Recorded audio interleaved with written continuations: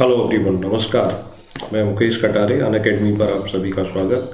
पिछले लेक्चरों में हमने डिस्कशन किया था कि मध्य प्रदेश लोक सेवा आयोग 2020 के लिए जो बदला हुआ सिलेबस है, उस सिलेबस में हम जो टॉपिक है वो कहाँ से कवर कर सकते हैं, हमारी स्ट्रेटजी क्या होना चाहिए उसको लेकर के उसी सीरीज को आज आगे बढ़ाते हैं।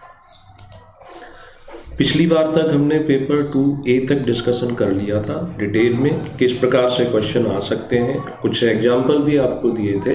आज हम बात करेंगे इस पेपर 2 में पार्ट बी की और साथ ही साथ पेपर 3 के बारे में। इसकी हेडिंग इन्होंने बना के की हुई है कि इकोनॉमिक्स एंड सोशियोलॉजी, अर्थशास्त्र और समाजशास्त्र। 2019 में ये जो इकोनॉमिक्स है, ये इसके लिए पूरा एक सेपरेट पेपर है, पेपर 3B, और सोशियोलॉजी था नहीं। पेपर 2B का संबंध किससे होता था? हेल्थ, सोशल सेक्टर, एजुकेशन, इन चीज़ों से ये बना हुआ था। तो इसमें एक बड़ा बदलाव किया गया। पहली यूनिट जो कि 30 नंबर की रहेगी, इसमें भारत में कृषि, उद्योग, सेवा क्षेत्र के मुद्दे एवं पहल, यानी कि सिंपल सी बात है कि अर्थव्यवस्था के जो 3 सेक्टर होते हैं, एग्रीकल्चर, इंडस्ट्री और सर्विस सेक्टर, उनसे संबंधित क्वेश्चंस आएंगे कि इनका कंट्रीब्यूशन कितना रहता है। हो सकता है इनसे ऐसे क्वेश्चन भी आ जाएं कंपैरेटिव करते हुए कि स्वतंत्रता के समय कितना था, वर्तमान में कितना हो गया है, सरकार के द्वारा इस सेक्टर में अच्छा और कौन कौन सी योजनाएं चलाई जा रही हैं। तो ये ऐसे क्वेश्चन आ सकते हैं। भारत में राष्ट्रीय आय की गणना, नेशनल इनकम, जीडीपी, इसके साथ साथ एनडीपी, ये ट्रेडिशनल जो रहता था ना, इसके साथ जीएनपी, एनएनपी और जो नया फॉर्मेट आया है जीवीए, ग्रॉस वैल्यू एडिशन, उस पर चर्चा होगी। कंपैरेटिव किया जा सकता है कि स्वतंत्रता से अभी तक कितना परिवर्तन आया। मध्य प्रदेश की राष्ट्रीय आय के डाटा भी इसमें जोड़े जा सकते हैं।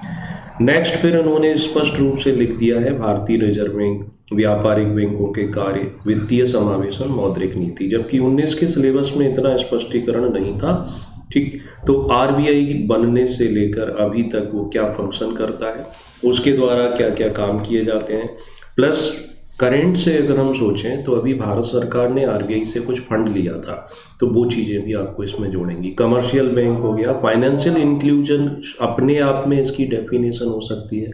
वित्तीय समावेशन को बढ़ाने के तरीके क्या हैं, वित्तीय समावेशन से क्या लाभ हो सकता है, वित्तीय समावेशन जो करने के लिए कौन कौन सी योजनाएं चलाई जा रही हैं, प्लस मौद्रिक नीति, मॉनेटरी पॉलिसी, ये इसमें रखी गई है। अगला इसमें टॉपिक दिया है कि अच्छी कर प्रणाली की विशेषताएं, यानी जो टैक्सेशन सिस्टम है, तो टैक्सेशन सिस्टम की अच्छी विशेषताएं। तो इसमें हमें टैक्स होते क्या हैं, डायरेक्ट और इनडायरेक्ट टैक्स, जैसे इन्होंने पूछा हुआ है। इसके बाद टैक्सेशन के 3 तरीके होते हैं, एक प्रोग्रेसिव होता है, एक रिग्रेसिव होता है, एक प्रोपोर्शनल होता है। यानी इनकम बढ़ने के साथ साथ टैक्स की राशि बढ़ती जाती है, इनकम बढ़ने के साथ टैक्स कम हो जाए, या उसका इनकम से कोई लेना देना नहीं होता है। तो इस प्रकार से ये बात है। फिर सब्सिडी, जिसे अनुदान कहते हैं। फिर यहाँ पर नगद लेन देन की बात की गई है, यानी कैश ट्रांजैक्शन, और फिस्कल पॉलिसी। मौद्रिक नीति और राजकोषीय नीति तो 2019 में भी दी हुई है, बट इसमें चूंकि इकोनॉमिक्स में जोड़ दिया है, ये बड़ी अच्छी बात है। साथ ही साथ इन्होंने पीडीएस सिस्टम, नोट वितरण प्रणाली, भारतीय अर्थव्यवस्था की जो वर्तमान प्रवृत्तियां और चुनौतियां, करेंट ट्रेंड एंड चैलेंज, गरीबी, बेरोजगारी, रीजनल इम्बैलेंस, ये जो टॉपिक मैंने इतने आपको बताए, साथ ही साथ नीचे वाला भी कंप्लीट कर देता हूँ, जो दिन फिर बता पाएंगे कि कौन सी किताब से ये कंटेंट आपको मिल जाता है। पीडीएस सिस्टम 19 में भी दिया हुआ है, करेंट ट्रेंड एंड चैलेंज ये 19 में भी दिया हुआ है, गरीबी, बेरोजगारी, रीजनल इम्बैलेंस ये इसमें भी दिया हुआ है। राइट। भारत का अंतर्राष्ट्रीय व्यापार, भुगतान संतुलन, बैलेंस ऑफ पेमेंट कहते हैं, विदेशी पूंजी की भूमिका, बहुराष्ट्रीय कंपनियां, प्रत्यक्ष विदेशी निवेश, FDI, export import policy, EXIM policy, IMF, world bank, ADB, विश्व व्यापार संगठन, आसियान, सार्क, नाफ्टा, इनके बारे में भी क्वेश्चन पूछे जाएंगे। राइट।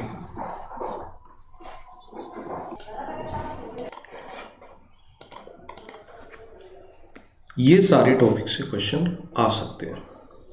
कहाँ से आप इनको कर सकते हैं? चूंकि ये जो पहली यूनिट है या इकोनॉमिक्स है, ये हमेशा 2 तरीके से आपको पढ़ना चाहिए। एक तो ट्रेडिशनल चीज़ें हो जाती हैं और दूसरा हर क्वेश्चन को आप चाहें तो करंट से भी जोड़ सकते हैं। तो इसमें जो करंट रिलेटेड डाटा है उनके लिए आप इंडियन इकोनॉमिक्स भारतीय अर्थव्यवस्था का एक प्रतियोगिता दर्पण का विशेषांक आता है, लेटेस्ट जो भी आपको मिले उसको ले लेना चाहिए। और बेसिक चीज़ों को जैसे यहाँ पर दिया है ना कि अच्छी कर प्रणाली की विशेषताएं क्या होती है, टैक्सेशन सिस्टम की, तो ऐसे जो क्वेश्चंस हैं जिनमें आपको कंसेप्ट समझने होते हैं, तो उसके लिए मैं डॉक्टर रमेश सिंह सर की किताब को ज़्यादा प्रेफर करता हूँ, मैग्रो हिल में भारतीय अर्थव्यवस्था। ये आपको बहुत ज़्यादा हेल्प करेगी। ठीक, अब भारत जैसे इकोनॉमिक्स में बजट, इकोनॉमिक सर्वे, ये चीज़ें भी होती हैं जिनको हम थोड़ा सा प्रीलिम्स में रेफर करते हैं, तो वो चीज़ें यहाँ पर आप करंट से जुड़े हुए जो आर्टिकल आते हैं उनसे ले सकते हो। जैसे राष्ट्रीय आय की गणना ये हो गई, बट करंट के डाटा है तो मंथली जो मैगजीन आप लेते हो उनमें ये आसानी से मिल जाता है। वित्तीय समावेशन किसे कहते हैं, रमेश सिंह में ये समझाया गया है। रिजर्व बैंक, उसके कार्य कैसे होते हैं, तो ये इंडियन इकोनॉमिक्स में भी है, इसमें भी दिया हुआ है। मौद्रिक नीति, राजकोषीय नीति, इसमें दिया हुआ है। ठीक है ना। ये फिर इसके बाद रीजनल इम्बैलेंस की बात करें, बेरोजगारी, गरीबी, तो ये सब कुछ इसमें आपको मिल जाता है, राइट। तो पहली यूनिट यहाँ से आप तैयार कर सकते हो। देखा जाए तो काफ़ी बड़ी यूनिट हो जाती है, क्वेश्चन 30 नंबर के आएंगे, लेकिन विकल्प आपके पास कुछ भी नहीं सिवाय इसके कि आप इसको पढ़ो। इसके लिए मैं यहाँ पर आपको कई बार आप यूट्यूब पर आप देखोगे तो रेगुलर सेशन भी चलाए जिसमें ये सब टॉपिक कवर कराता हूँ। अनअकैडमी प्लस पर भी मेरी क्लासेस रहती हैं। इस मंथ में प्लस का कोर्स भी स्टार्ट हो जाएगा जिसमें ये पूरा इकोनॉमिक्स, सोशियोलॉजी, पवेड, ये सब चीज़ें कवर करेंगे। ठीक, क्वेश्चन कैसे देखो आता है, फिर एक एग्जांपल मैं आपको देता हूँ कि क्वेश्चन आएगा तो उस क्वेश्चन में आप कैसे क्या क्या चीज़ें आपको लिखना चाहिए। माना कि क्वेश्चन उनका आ गया कि राष्ट्रीय आय पर आ गया, नेशनल इनकम क्या होती है, भारत में इसकी गणना कैसे की जाती है, या वो पूछें राष्ट्रीय आय को बढ़ाने के क्या आपके सुझाव हैं। तो अब क्वेश्चन की लिमिट 11 नंबर में है, मतलब 2 पेज है आपके पास लिखने के लिए। 2 पेज में एक 2 लाइन का इंट्रो बनाया जाता है जिसे हम भूमिका कहते हैं। तो कैसे बना सकते हो, क्वेश्चन क्या है, नेशनल इनकम, तो आप यहाँ पर लिखोगे कि प्रत्येक राष्ट्र में सरकारों के द्वारा अपने नागरिकों की मूलभूत आवश्यकताओं को प्रदान करने के साथ साथ जीवन स्तर को सुधारने का कार्य किया जाता है। इसके लिए राष्ट्रीय आय महत्वपूर्ण भूमिका निभाता है। 2 लाइन में ये बन गया। आप और भी कोई तरीके से ले सकते हो। देन उसके बाद क्या लिखोगे, फिर आप राष्ट्रीय आय, इसका अर्थ या परिभाषा करके 2 से 3 लाइनों में बता दोगे। फिर इसकी गणना करने की जो मेथड है, पद्धतियां हैं, उनको आप चार्ट का एक उपयोग करोगे कि नेशनल इनकम को मेजर करने की तरीके। तो चार्ट में फ्लो चार्ट, जैसे पहले जीडीपी यहाँ पर लिख दो, फिर उसके बाद एनडीपी लिख दो, देन इसके बाद जीएनपी, एनएनपी। अब जीडीपी लिखोगे, हेडिंग आपकी जीडीपी आएगी, तो जीडीपी सकल घरेलू उत्पाद, किसी देश की भौगोलिक सीमा रेखा में अंतिम रूप से उत्पादित वस्तुओं और सेवाओं के मौद्रिक मूल्य का योग। ज़्यादा डिटेल में हम नहीं जा सकते ना। अब जीडीपी कितना है, अभी अगर आप करंट के पेपर न्यूज़ पढ़ते हो तो पता होगा, सरकार ने डाटा रिलीज किए, 4.2% ग्रोथ रेट बताई थी, ओवरऑल हमारे देश का जीडीपी भी बताया था। तो वो आप लिख सकते हो कि वर्तमान में इतनी है। जैसे ही आप ये करते हो आपके पास नंबर ज़्यादा अच्छे आ जाते हैं। ठीक, ये बताएंगे 2-2 लाइन में। देन अब उन्होंने पूछा कि इसके बढ़ाने के सुझाव या नया इनोवेशन क्या है, तो जीबीए आ गया, उसको भी ऐड कर दोगे। तो बढ़ाने के सुझाव क्या होते हैं कि ज़्यादा से ज़्यादा प्रोडक्टिव एक्टिविटीज़ में इन्वेस्टमेंट किया जाए, सस्ता लोन प्रदान किया जाए, हमारी जो आर्थिक नीतियाँ हैं उन नीतियों को शिथिल किया जाए, सरल बना जाए, सिंप्लीफाइड किया जाए, एजुकेशन सिस्टम को इकोनॉमिक रिफॉर्म से जोड़ा जाए। ऐसे कुछ सुझाव दे करके और लास्ट में 2 लाइन का एक कंक्लूजन किया जाता है, राइट। तो ऐसे करके ये पहली यूनिट आपकी कंप्लीट हो जाती है। दूसरी यूनिट है जिसमें मध्य प्रदेश के संदर्भ में बात की गई है, एमपी में इसमें भी 30 नंबर आएंगे। तो इसमें मध्य प्रदेश की प्रमुख फसलें, कृषि जोत के लिए फसल प्रतिरूप, यानी इसे जिसे हम क्रॉप पैटर्न कहते हैं, फसलों का उत्पादन, वितरण, भौतिक, सामाजिक, पर्यावरणीय प्रभाव, बीज एवं खाद की गुणवत्ता, आपूर्ति से जुड़े मुद्दे, कृषि के तरीके, उद्यानिकी, मुर्गी पालन, डेयरी, मछली, पशुपालन, मुद्दे एवं समस्याएं, कृषि उत्पादन, परिवहन, भंडारण, विपणन से संबंधित समस्याएं और चुनौतियां। कुछ 19 और कुछ 20 दोनों में मिला जुला ये पहले में इन्होंने टॉपिक दे दी। अब ये कहाँ, ये कुछ बहुत हद तक हमें मिलता है आर्थिक भूगोल में। एमपी बोर्ड या सीबीएसई बोर्ड की कोई भी किताब लोगे उसमें ये टॉपिक सारे मिल जाते हैं, जैसे मुर्गी पालन के तरीके, उद्यानिकी के तरीके, कृषि के तरीके, डेयरी, मछली, पशुपालन के तरीके, फिर बीज और खाद की गुणवत्ता, ये पुराना सिलेबस है। ट्रांसपोर्टेशन, भंडारण, विपणन की समस्याएं, कृषि में चलाई जाने वाली जो मध्य प्रदेश शासन की योजनाएं, भारत सरकार की योजनाएं हैं उनको, फिर यहाँ पर सर्विस सेक्टर मध्य प्रदेश का पूछ दिया। तो मैग्रो-हिल में जो इकोनॉमिक सर्वे है उसका इसमें लिखा हुआ है कि कितने % होता है। मध्य प्रदेश में आधारभूत ढांचा संसाधन, आधारभूत ढांचा बिजली, सड़क, इन सबको यानी ऐसा स्ट्रक्चर जिसके बेस पर कोई भी उद्योग कारखाने लगाए जाते हैं, तो इसमें ये सब चीज़ें आ जाती हैं। फिर यहाँ मध्य प्रदेश की जनसंख्या संबंधी आंकड़े और अर्थव्यवस्था पर इसका प्रभाव, मध्य प्रदेश का industrial area, growth, trends, challenge, ये लगभग वही है जो भारत के रहते हैं, बस मध्य प्रदेश के नाम से आपको बताना होता है। प्लानिंग, उत्पादकता, रोजगार के जो नए नए ट्रेंड्स आए कि पहले एग्रीकल्चर था बट अब सर्विस सेक्टर में भी ज़्यादा ग्रोथ है, इंडस्ट्रियल सेक्टर में भी ज़्यादा ग्रोथ है। तो इन चीज़ों को, इनको डायरेक्ट आप चाहो कि कोई किताब मिले तो डायरेक्ट ऐसे किताब मिलना जो पूरी यूनिट को कवर करे मुश्किल काम है, मगर टॉपिक वाइज जैसे मानव संसाधन का नियोजन यानी ह्यूमन रिसोर्सेज प्लानिंग से संबंधित है तो ये मिल जाता है। रोजगार के अलग अलग ट्रेंड्स ये मिल जाते हैं, ये वाला मिल जाता है, ये डाटा आपको मिल जाएंगे। ठीक, तो ऐसे करके हम दूसरी यूनिट कर सकते हो। ये वाली यूनिट थोड़ी सी जियोग्राफी, मध्य प्रदेश में एमपी बोर्ड में चलने वाली 9th-10th की किताबों से भी किया जा सकता है, और कुछ बेसिक जो जियोग्राफी की आप एनसीईआरटी पढ़ते हो उनसे भी ये किया जा सकता है। तीसरी यूनिट हेडिंग है मानव संसाधन विकास।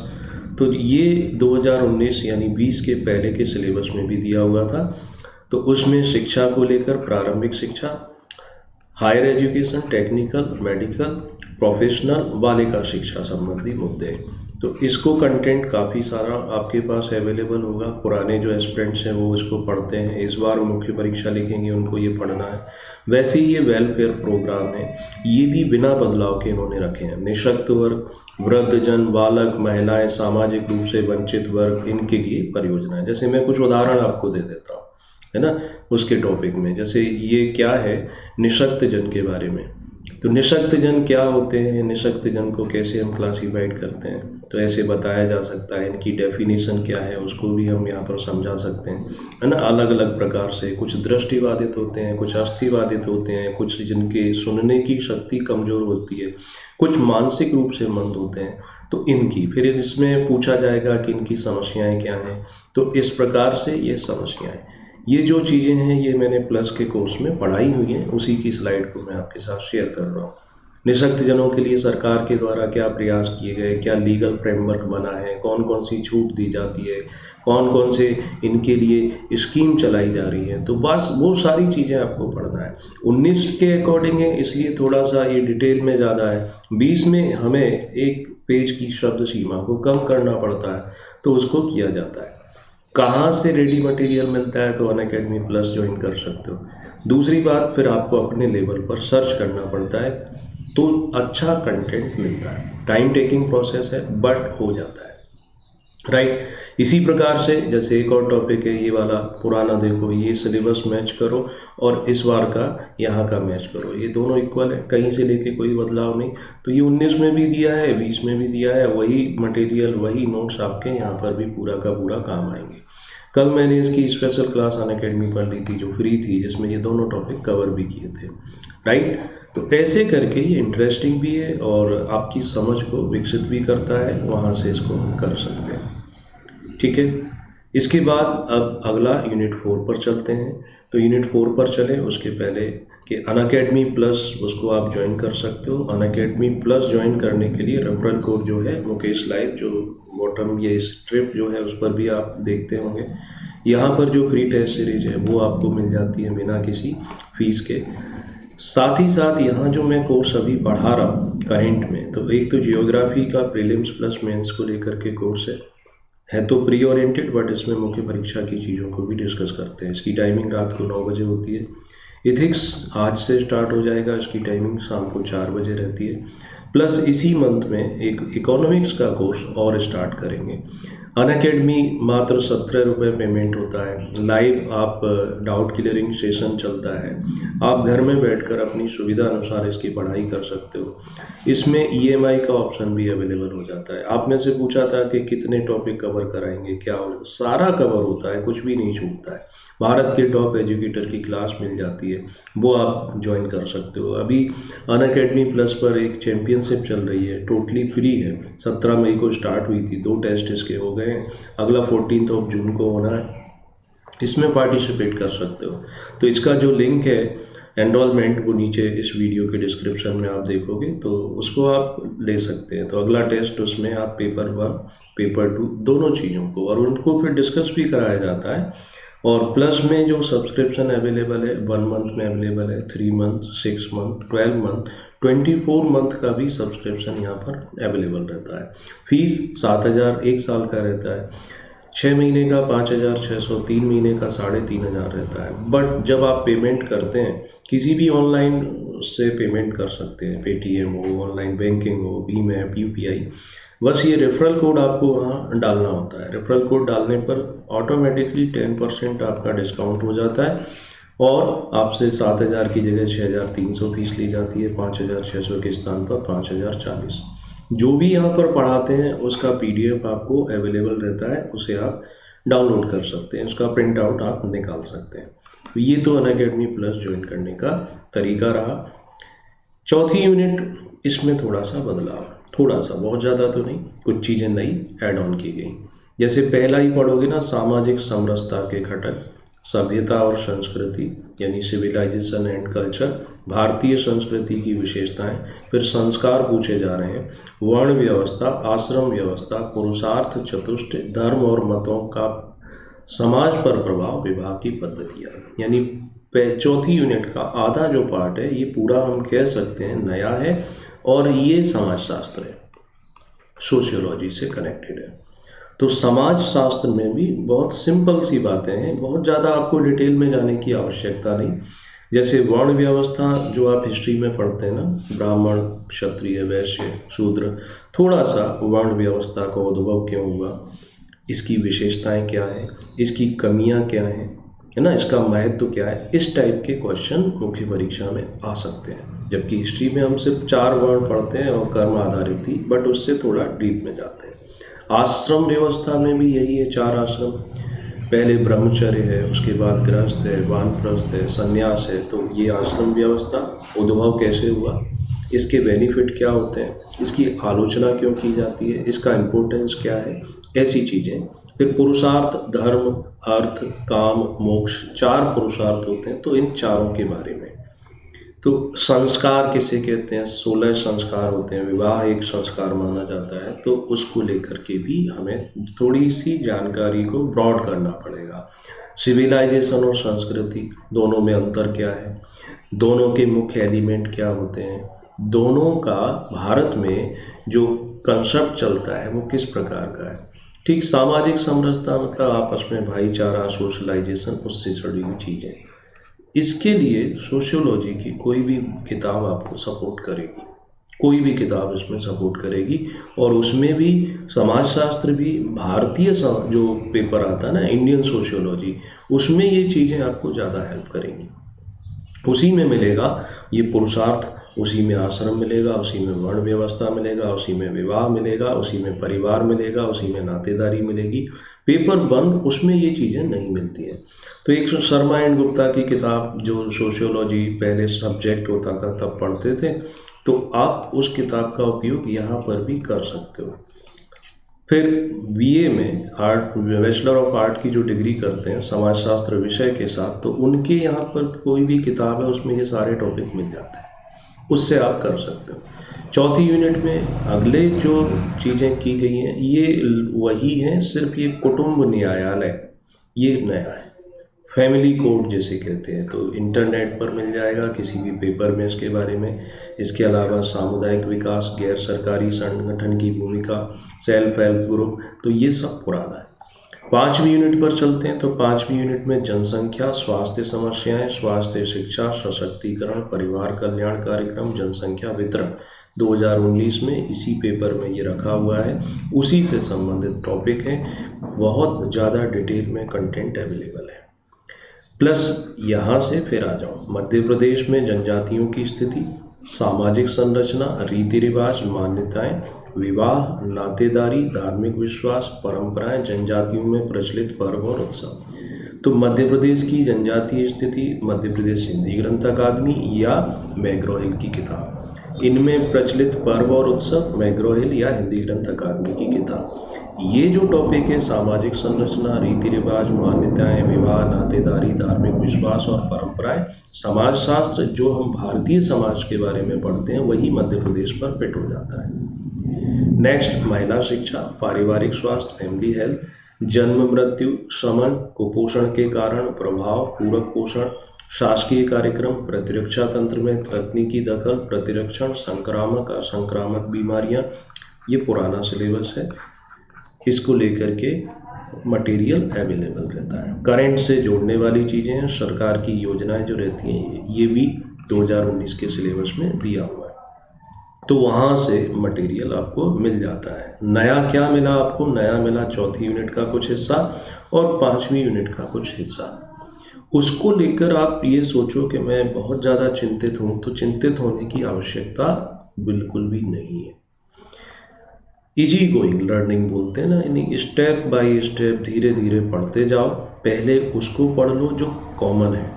वे लोग निराश हैं कि 2019 में पता नहीं उनका होगा कि नहीं होगा, किसी का 66 है, किसी का 65 आ रहा है, तो ऐसे लोगों के सामने ये जो सिलेबस है ये बहुत सपोर्ट करेगा कि आपको ये कॉमन टॉपिक तो उसमें भी पढ़ने थे और 20 में भी पढ़ने हैं, तो क्यों ना आप अपनी प्रिपरेशन जो कंबाइंड कोर्स है उसको लेकर के चलते जाओ। और जो नई चीज़ें हैं, रिजल्ट आने के बाद 2 महीने का समय आपको मिलेगा। जिस दिन रिजल्ट आएगा MPPSC 60 दिन का समय आपको देगा, तो उसमें आप ये आसानी से कर सकते हो। मोस्ट प्रोबेबली जुलाई में रिजल्ट आ सकता है, क्योंकि हाई कोर्ट में उसकी हियरिंग नहीं हो रही है अभी। शासन, मध्य प्रदेश शासन की ओर से जवाब दिया जाना है। OBC को लेकर के जो रिजर्वेशन बढ़ाया गया, उसकी जब तक सुनवाई नहीं होगी, रिजल्ट भी डिक्लेयर नहीं होगा और नया नोटिफिकेशन भी नहीं आएगा। तो मोस्ट प्रोबेबली जुलाई में रिजल्ट आता है, तो दिवाली के आसपास इसका पेपर हो जाएगा और नई वैकेंसी, उसका नोटिफिकेशन भी जुलाई के आसपास आ जाएगा। प्रीलिम्स जो है वो जरूर इसका नवंबर दिसंबर में हो पाएगा। ठीक, तो ये तो रही इस पेपर 2B के बारे में डिटेल में विस्तृत जानकारी। आज थोड़ा सा समय का अभाव है, नहीं तो मैं इसके बारे में भी आपको डिटेल में डिस्कस करता और जो पुराने कुछ टॉपिक लेकर के इनसे बातचीत कर पाते, लेकिन इसको कल के लेक्चर में कंप्लीट करेंगे। यानी डिटेल में ये कहाँ से मिलते हैं, क्वेश्चन किस टाइप के आ सकते हैं, क्वेश्चन के आंसर हमें कैसे बनाने होते हैं, उस तरीके से। राइट, तो उम्मीद है कि आपके जो क्वेश्चंस हैं, क्वेरीज हैं, उन सभी क्वेश्चन को, सभी क्वेरीज को यहाँ पर समेटने की कोशिश की गई। अंत में सिर्फ इतना कहूँगा सिविल सर्विस वालों के लिए कि आपको आपके अलावा सक्सेस कोई नहीं दिला सकता। दूसरी बात, इसका सबसे अच्छा तरीका होता है सिलेक्शन का, कम पढ़ो, बार बार पढ़ो, तो आसानी से आपको अपनी मंजिल मिल जाती है। वीडियो लाइक कर दें। और भी कोई क्वेरी है, कोई आपका क्वेश्चन रह जाता है जिसको मैंने नहीं ले पाया है, तो कमेंट करके छोड़ दें, अगले सेशन में उसको ले लेंगे। Thank you so much. और Unacademy plus referral code Mukesh live या मुकेश कटारी का यूज कर सकते हो। वहाँ स्पेशल क्लास है, वो आप फ्री में अटेंड कर सकते हो। Thank you.